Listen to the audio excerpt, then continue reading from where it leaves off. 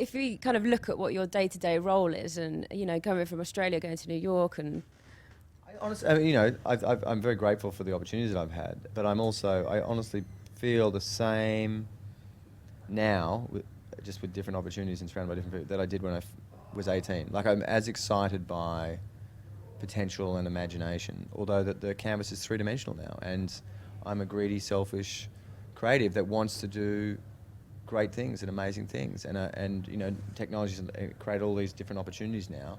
But now there's much more so than I'm sort of in my maturity. I've become much more interested in doing positive things, great things for great people, and I think that's what I love. I'm having more interesting conversations today than I was 5 years ago.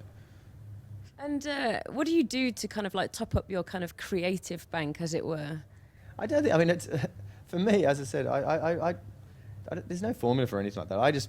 I'm always really taken by the connection between our ideas and the real world, or the emotional sort of connection to people. So I don't get caught up in the cleverness of something or the creativity of something. They come, or the creativity come, but I think if it's grounded in something that I think is fundamentally true to who we are. I think the best ideas really are grounded in the everyday. And I think as an industry, we got so obsessed, we tried to be so Hollywood, that we got removed from the everyday. And you look at the most inspiring things out there that we all like from an industry point of view, like a Nike Plus, or some of the stuff that's winning today, or some of the stuff that we've done that's won. The actual idea is really simple, and the connection is really simple to the everyday. You know what I mean? And so I'm not afraid of the obvious. I don't need to prove to myself how creative I am, because I know that I can be more creative if I have a solid foundation. And what advice would you give to kind of like young entrepreneurs and creatives out there that are dying to really get into this industry? Oh, look, I think the best advice that I could offer them is to stay curious. I think that people need to remain constantly, insatiably curious, because the minute you stop doing that, you start running out of raw material to work with.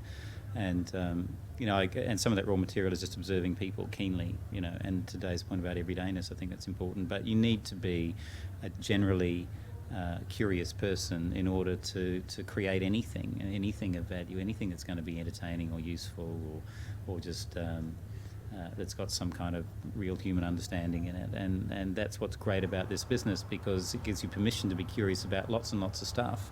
There's never an excuse in this business to be bored or to be boring, and that's what's brilliant about it.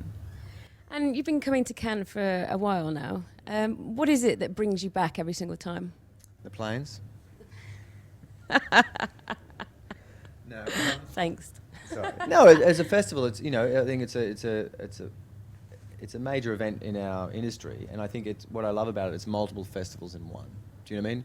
Beyond the social aspect, where I get to see my close friends, and I get to relive my career in one bar. You can live 4 countries, but it's you get to sort of top up.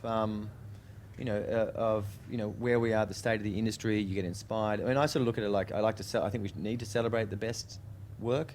I always look at it as not like that's what I want to do next year. I think that's what I shouldn't do next year. But I think it's important. I think we need to hear what people are thinking. We need to celebrate the best work. We need to have debates, and I think it's important because 51 weeks of the year we're beaten up with realities, and creativity needs to be nurtured and celebrated.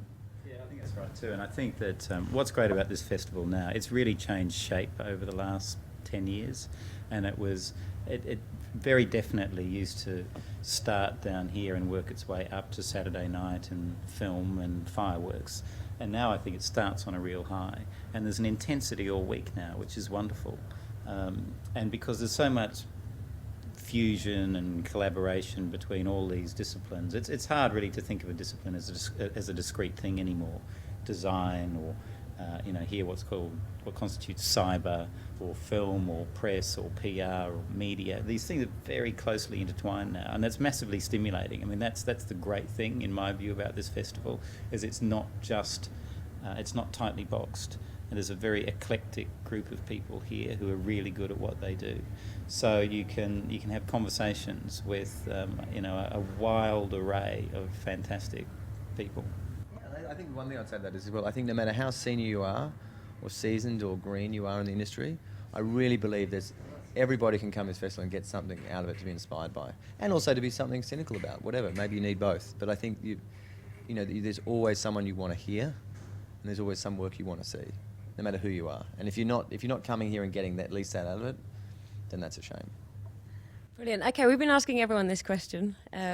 Okay. Oh. Truth and lie. Truth and a lie in one. In one. So don't tell us which one's which. Well, I find you both very attractive. That's one. No, that's both. Oh, is that both? Now you got to think about it. That's very funny. That's very funny. Truth and lie. Okay.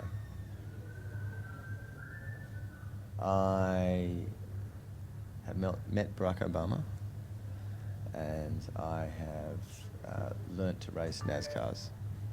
Okay, interesting. Thank you.